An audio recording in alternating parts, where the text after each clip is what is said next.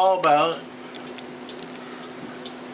So anyway, though, I took sick May of '91, and they loaded me up, took me over to Elkins, and they shipped me out there to Charleston.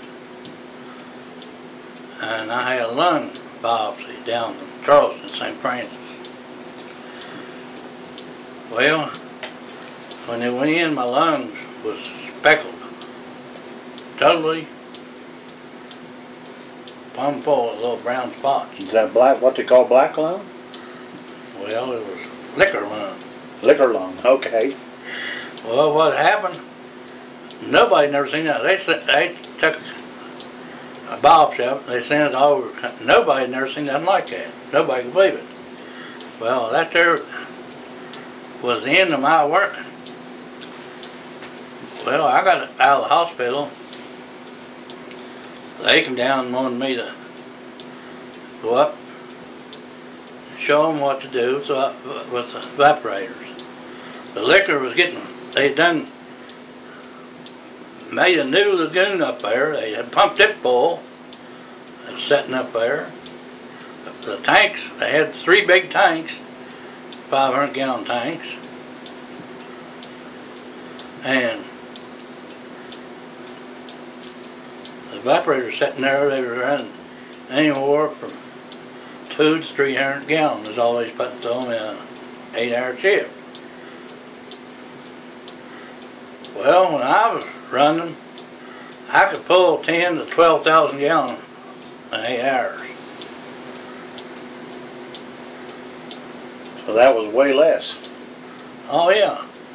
So there's what closed the tannery down. It just got, they had nowhere to put the liquor. They had done, like I say, had built that lagoon back up on the hill there. And they pumped liquor up there, filled it up. They couldn't cook it. What was they going to do? They couldn't operate. There was nothing to do with the liquor out of the vats.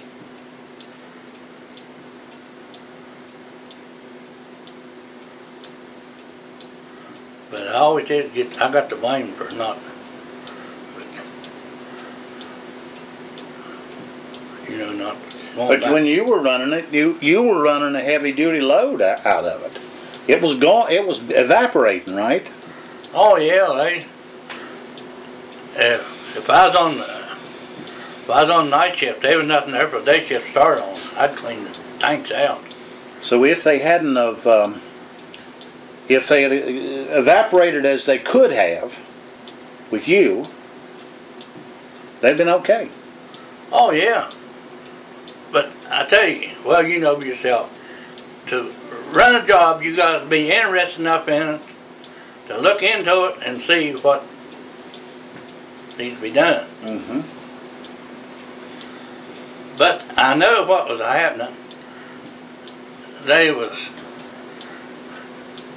The foreman was coming around, and the evaporator wasn't set the way that they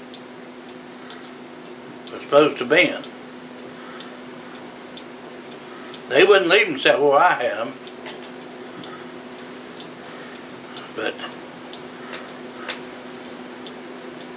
I don't know. The fella put them in up there, from up in Canada. He begged me to go to Canada. Because he knew what you could do. Yeah. He asked me, he said, what was you doing to them evaporators? What are you doing with that liquor? I said, I was cooking it. Why? He said, well, we can't get it out of them. How can you get it out of them if we can't? Well, we made them. We invented them. I said, well, it's all knowing how. And that's all I ever did tell him. They'd have liked to know your secret, wouldn't they? Yeah.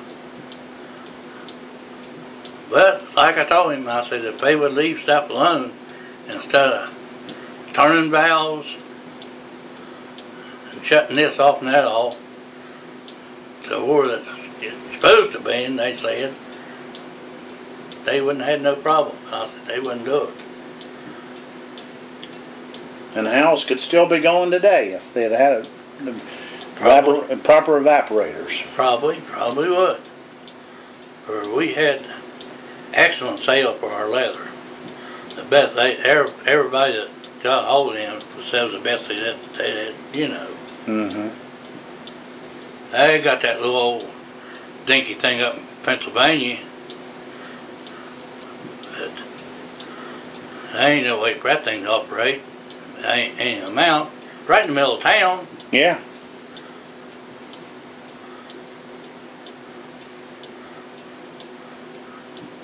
Now, how, with an evaporator, what was the fuel for heating that evaporator? Steam. On steam. Yeah.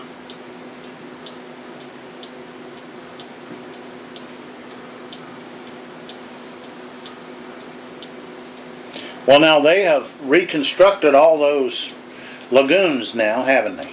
Yeah. Well, see, they tore everything down. You know, they've got that little old, well, what was a hide house is what they're using. That's a brick building, right? It's a hide house? Yeah. In behind the office there. That brick building is the office. There at the creek. Right, I know it. And it's right straight behind it there. See, Interstate's got that there now. They're painting their lumber there. I guess that's a pretty good size operation, isn't it? Yeah.